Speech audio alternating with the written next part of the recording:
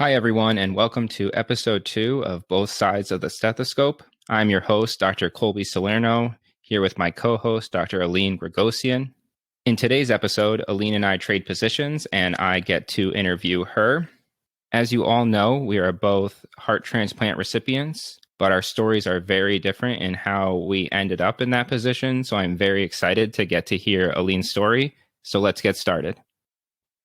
All right, Alin. So, as you know, as mentioned in last episode, my heart transplant journey is really what drove me to want to become a physician.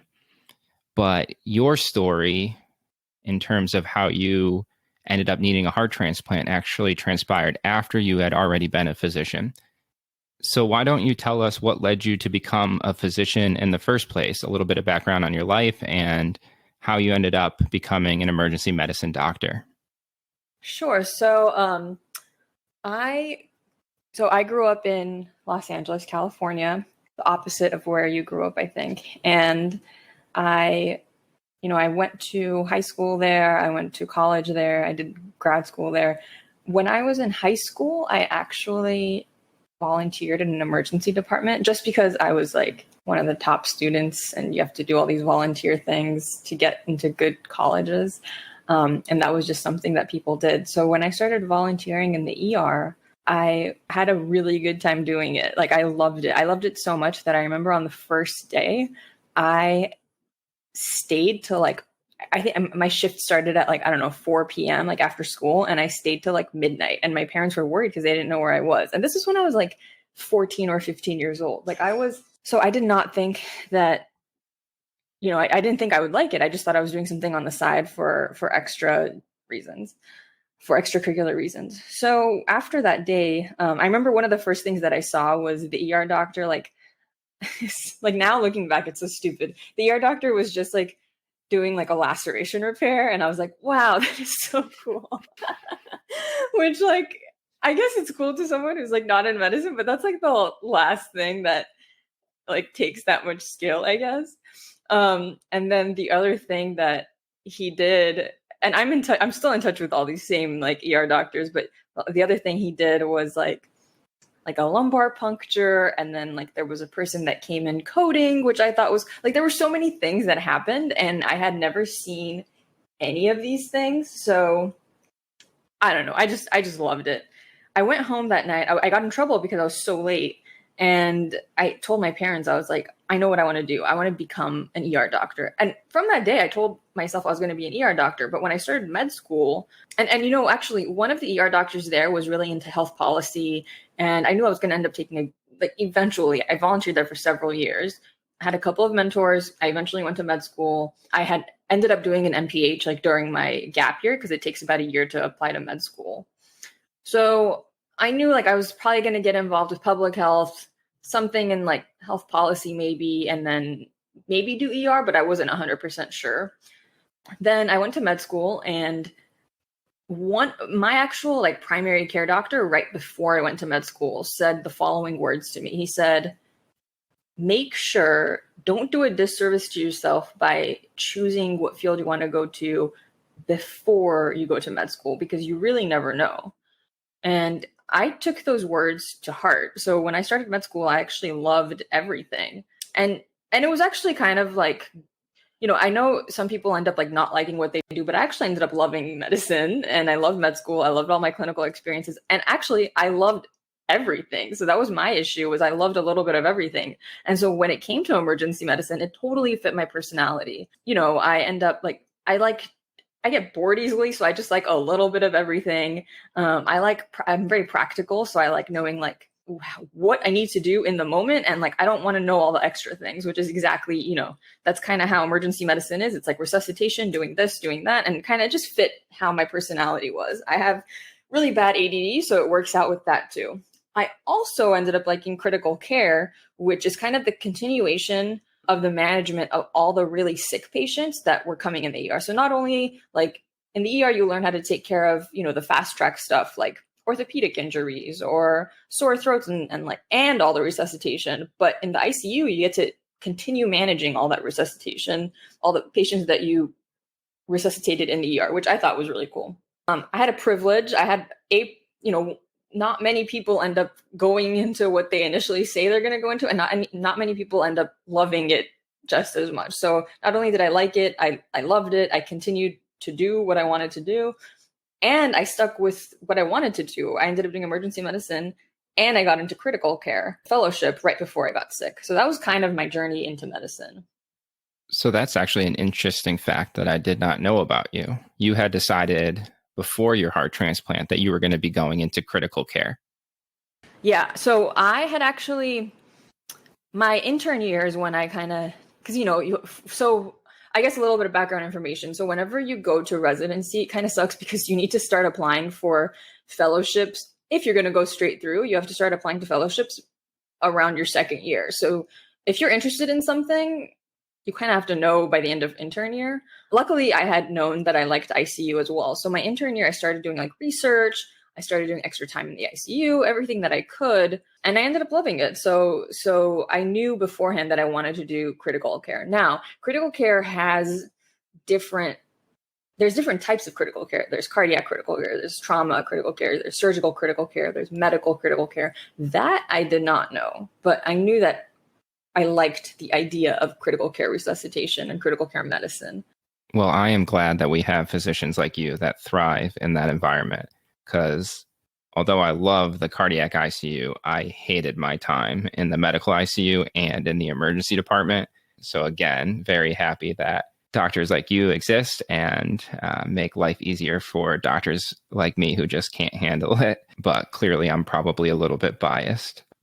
Okay, so now moving forward, you are in your emergency medicine training. You are planning on doing a critical care fellowship. So tell us what happened that caused you to be acutely ill and led to your heart transplant. Sure. So before I start, so there was like a funny tweet that I read by someone the other day. It said like, I want to be, so intensivist is somebody who, like a doctor who works in the ICU. And they wrote something like, I want to be the opposite of an intensivist. I want to be a relaxivist. That is me to a T. I just want to sit there and read echoes and take all this info into my brain and just have all the time in the world to make a decision.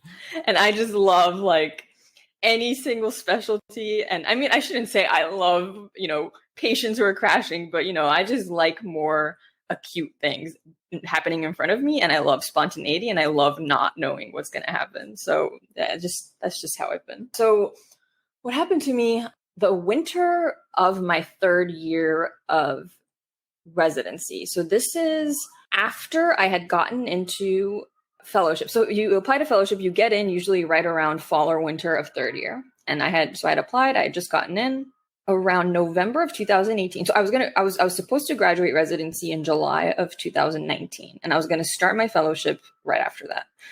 In November, December of 2018, I started getting sick. When I say sick, I had like a cold, I had a cough, and nothing was getting better. I had no medical problems before this. I mean, when I say like completely healthy, like no issues whatsoever, I don't even think I probably went to a doctor like once every 3 or 4 years, maybe if that, which is not good, by the way. You should go more often than that. But I just, I had no issues. So I started getting sick. And one of my attendings noticed that along with that cough that I had for a few weeks, she told me this particular night that I had been in the ICU as a resident. She said, you're stopping in between your sentences to take a deep breath. What's going on there? And I hadn't noticed, or I didn't think I noticed. And I said, I think I'm fine. And she said, no. I think you should go get a chest x-ray done. And she's the first person, like looking back, I tell her every day, I'm like, I think you saved my life. But she's the first person who noticed something. And she happened to be an ICU doctor, so that was great. Actually, an ER ICU doctor. So she initially noticed. I kind of brushed it off, but I promised her. I said, by tomorrow, I'll do something about it. Lo and behold, so within the next, we do 24-hour shifts when we work in the hospital. So after we do a 24-hour shift, the next day we have the whole day off, technically the whole day, but it's like, the 18 hours off. So when I was post-call the following day, I just felt like crap. Like I felt like total shit. I went home. I explained this to people and I don't think they believe me when I say like I couldn't walk from my bed to my bathroom without stopping in the middle. And it was only like a few feet away. So I was so short of breath. I felt so sick. And I kept telling people, like, I think it was my boyfriend that I was talking to. I told someone, I was like, I feel like I'm drowning. And I had never had this feeling before. So, it's hard for somebody who's never been sick to even like describe what they're feeling if they've never been sick before. Eventually, I got myself to the ER that same, that night actually. And I didn't know what was wrong. My heart rate was like in the 140s. My respiratory rate, normal heart rate is like less than 100. My respiratory rate, which is supposed to be like less than 20, was like in the 60s. I was very tachypnic, tachycardic. My blood pressure was borderline. And like, if you're in medicine, you know exactly what's going on looking back, like with hindsight. But like at that time, we couldn't tell if this was like sepsis or was it something else. And when we got a chest x-ray done and it looked, I guess the medical term is like bilateral pleural effusion. So everybody was kind of like, what? Like, you're 30 years old with like no medical problems? Well, what is this? And so I got admitted for a further workup, got some fluids. We're still trying to figure out what's going on. And that's kind of the last thing I remember from that night. I ended up crashing. So what happened was, the medical term for this is like, I went into like fulminant, like florid cardiogenic shock. So acutely decompensated heart failure, secondary to cardiogenic shock, because I basically crashed. My heart stopped working. And that was because like, that was the end of my heart working. Like, I had stressed it so much over the last couple of weeks. Like, who knows how long it had actually been going on. Whatever my heart had, which ended up being dilated cardiomyopathy, looked like it was subacute more than it was acute. And I had biventricular failure. So it looked like it wasn't something, like, I basically had compensated as well as I could for the last few weeks. And then like that night I crashed. So, which is what usually happens with young people. And we say that when somebody has a lot of reserve, they do really, really well until the last minute. And then they like literally die in front of your eyes, which is the scariest thing, because if you have a lot of reserve, that's what happens. Whereas with older people, they don't have as much reserve. So they decompensate very slowly and you can see it better. So that's kind of what happened to me. And then by the time, they had to intubate me, put some lines in, they put me on, give me epinephrine, all this stuff. And, they were still trying to figure out what was going on with me. Within all of this time, they took me to the cath lab and a whole bunch of stuff had happened to me. By the time I woke up, they told me, like, it was actually an interventional cardiologist who had been on this was, by the way, I should also mention, this was Christmas weekend. So he had been the one who had been on, like the attending who had been on for the weekend. It wasn't like a heart failure doctor. So he said, it looks like you have, an ejection fraction of 5%. And do you have any history of this? Like, what is going on? And so we were all trying to figure out what was going on. Long story short, I ended up having dilated cardiomyopathy. It had been familial. So my dad also has it. We found out what gene it was and we did this whole thing. But what was interesting about it was probably like a two-hit theory. So I probably had like a myocarditis, and then it had like triggered whatever this predisposition that I had to DCM, and then put me into heart failure. So, but my dad has also had DCM his whole life. And then I had to be taken to a heart transplant or, advanced heart failure center, which was not the hospital that I was at. And then by the time I got there, I was so sick that they had to put me on like the urgent heart transplant list. And then just a few days after I got a heart transplant, and that was it. That's basically my story. Wow, that really is such an incredible story, especially the part about your intensivist, just picking that up based on you having to take deep breaths in between talking. She really is a lifesaver. That is a crazy story. Additionally, it's so crazy to hear how different our stories are, especially, right? We're both fellows working in healthcare, but our stories are so different. You have me, who was living in a hospital for 6 months, walking around. And then we have you, and you were really on your deathbed. And it's just, like I said, the only word that comes to mind is crazy that we're both here, but just such different paths. Also super interesting was the genetic component that you talked about, because I too have a genetic component to my cardiomyopathy. And so stay tuned, everyone. In the future, we're going to be talking about this, just how we both have two genetic cardiomyopathies that led to transplant in complete different ways. Hopefully you'll be as excited about, the nerdy stuff of cardiology as I am. So moving forward, you get your heart transplant, but you had already been a physician, you had been practicing in healthcare. So when you got, healed up, you were back to work, how did this change how you had been as a physician and maybe as well as how you handled it as a patient?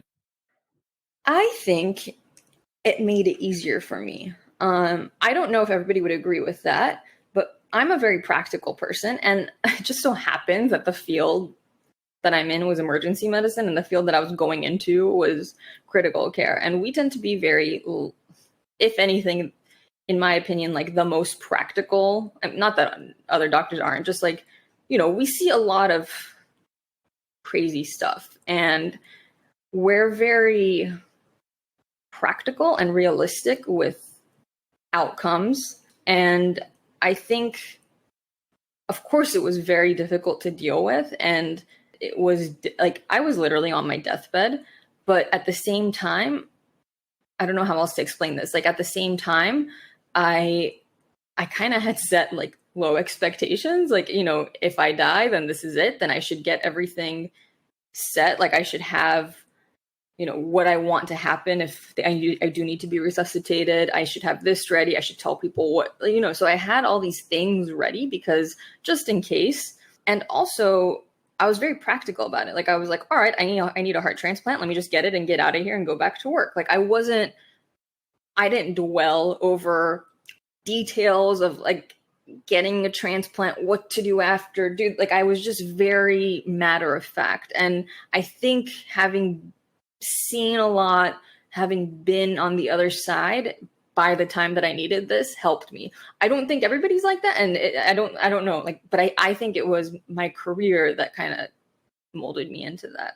So I do think that being a physician helped. And like, I also am a very direct person. Like, I don't like BS. I like to know everything. I don't like when people like sugarcoat things. I have a very dark sense of humor. So like, of all people to be in that situation, like, I think for something like that to happen to a resident or a fellow, like, I think I handled it okay, if anything. Yeah, no, I think that's great. And I think, I don't know if it's me and you happen to be this way or if it's because of what we've been through, where it's like once you've been through this, you don't want the bullshit anymore. And I think as a physician, I just maybe am too upfront and honest with my patients sometimes, but to me, it seems like they appreciate it. That being said, though, you now are post-transplant. You're an ICU fellow. ICU fellowship is a very demanding fellowship, and I know what the medication regimen looks like, the biopsies, stuff like that after transplant. So how did you try and manage such a demanding career now this close to having a transplant? Yes. ICU fellowship is very difficult. I would say I think cardiology and critical care are probably the most demanding. There's probably a couple others, but those are definitely the most demanding from most of the other fellowships after medicine. I'm going to be honest, I didn't think that much about it. I was just kind of like, I'm still going to do it and I'm going to figure it out. By the time I get there, I'll figure it out. I still had to finish my residency before. And so I knew that I had 5 months of residency left. So I knew I had that like time to do all the early on you do more biopsies and all that stuff. So I knew I had that kind of time before I started fellowship. And then when I started fellowship, I guess the easiest thing, I switched everything to the hospital that I'm working at, which makes everything 100 times easier. So like, I literally get my echoes done right next to the ICU that I work at. And like, if I need blood draws, I just go downstairs to the first floor. So I'm able to work around my schedule to do all the things I need to do. And I personally don't mind that I work in the hospital that my care is at, because I feel safer that way. I feel like if anything happens to me, like I'm right there and all my doctors know me. I round with them every day, but I know some people wouldn't like that, but I like that. So that's one thing that I did. Another thing that I did was, I'm generally open about my transplant. I find it very liberating. I feel like hiding it from like my co-fellows, my attendings, nurses would make it really difficult to go through something like this. But because most people know about it and I tend to be open, I have a lot of support at the hospital. So that also helps me. I think those two things, and then just kind of trying to work around your schedule and being honest and open if you do need, like if I need a day off for something, I ask for it ahead of time. I'm, I happen to have like the most amazing colleagues. Like if I need something, if I need a last minute appointment, they're always there to like help me out. So I think that those few things just help me out. That's awesome. Shout out to Alin's colleagues out there who have been so understanding of Alin's situation. I luckily have found myself in the same situation where I work, and it really does make a world of difference. So a little bit of a change in questioning now. What recommendation would you give to future transplant recipients on how to best deal with the waiting period and organ failure and what comes after it? I think that there's two types of people that wait, right? So there's people who are waiting for several months and like at home or in the hospital. And then there's people like me who are just waiting like a couple weeks, a few days. And there's different processes that go through both. So waiting for several months and having to face that, in my opinion, is a little bit more difficult because you're dealing with it every day and you have to think about things and, you know, you have that time and the space to constantly be forced to think about it. Whereas someone who urgently or emergently needs it just kind of has to take it. And yeah, sure, you're thinking about it, but you don't have as much time to like do something with your hands and like, you know, you don't have as much time to do your thinking. But with that being said, you know, while I was waiting, I was also nervous. In that time, I figured out that what I could do, what helped me get through a lot of this was starting my blog. I did a lot of writing that helped me process. I did a lot of like different, you know, I read a lot, I wrote a lot of family would come by and I would think through and talk through a lot of my thoughts about what was going on, about like, you know, death and like near-death experiences and if I make it out of here, what's going to happen, you know. So that also helped me kind of face the reality of how sick I was, but at the same time, it was nice to express myself, I guess. So you have to find a way to process your emotions so it's not all just kind of stuck inside. And as long as you find that, whether it's through writing or if it's through drawing or if it's through poetry or if it's just through talking, then that's what really matters. I think at Penn, which is where I got my heart transplant, they actually have, I think most transplant centers do this. I think we do too at my hospital. There's actually like a transplant therapist who has to see you and a transplant psychiatrist. And, you know, they see you every day and make sure you're doing well, which I also think helps. Yeah, I completely agree with all of that. The only thing I would add, coming from a guy who spent 180 days in the hospital, is do anything you can to try and remove that cold hospital feel from your room and make it, you know, more warm. And what I mean by that is kind of try and bring any comforts from home that you can. Of course, that includes people, you know, having the important people in your life visit you, but also when I was there, I brought my own blankets. I put like posters on the wall. I had my family bring me comfort food.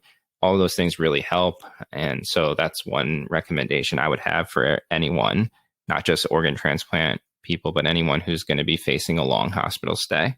So switching gears again, what recommendation would you give to physicians out there now that you've been on the side of the patient that you think maybe they do a little bit wrong or areas that we can improve upon? I think communication is something that we lack in as physicians when we are, especially in a place like the ICU, especially when it's a critically ill patient and there's multiple teams seeing a patient. There's multiple types of physicians and teams who are seeing one patient who's very sick, and including the ICU team. And each team or each doctor has a different role that they play. And I feel like they don't necessarily all have the same goal. So when one patient is seen by, for example, an ICU doctor, and the ICU doctor says that they're stable, versus when the surgeon comes in and says that they need this and this to be optimized for surgery, that is something that gets the patient really confused because they think that their plan has changed. But the other doctor said, I was fine. Why do I need this and this? So I think just communicating with patients that, hey, I'm the surgeon, and the reason why you need to be optimized for surgery by, upping your nutrition is because that's what needs to be done for surgery. But from the ICU standpoint, you're stable, is very important to always tell the patient, because as a physician, I knew that it was easy for me to understand that, but my parents never understood what was going on. They said, every doctor's telling you something different. It wasn't that they were telling me something different. It was just that they were telling me something different from their perspective. So just communicating that in general. Another thing that needs to really be done, especially in the ICU, these are like mostly ICU and ER things, mostly ICU things, is less blood draws. Like if you don't need to draw blood every day or every couple hours, especially for like hemox or if you're checking SCVO2 or anything, then don't. I became anemic so many times, and you can't get blood transfusions before you're waiting for transplant. There's all these like rules. So try to limit blood draws, because that's a big deal, especially in the critically ill population and especially in the heart failure population. Being anemic with heart failure is terrible. So that was another thing that I try to change about my practice nowadays. So a couple of things. I mean, there's so many things I could think of in general that could be changed about the system and about the way we do things. But, it starts from just me, I guess. Yes, those are some excellent recommendations. The point you made about blood draws really resonates with me. I definitely think it's one of those things where you have to put yourself in the patient's shoes.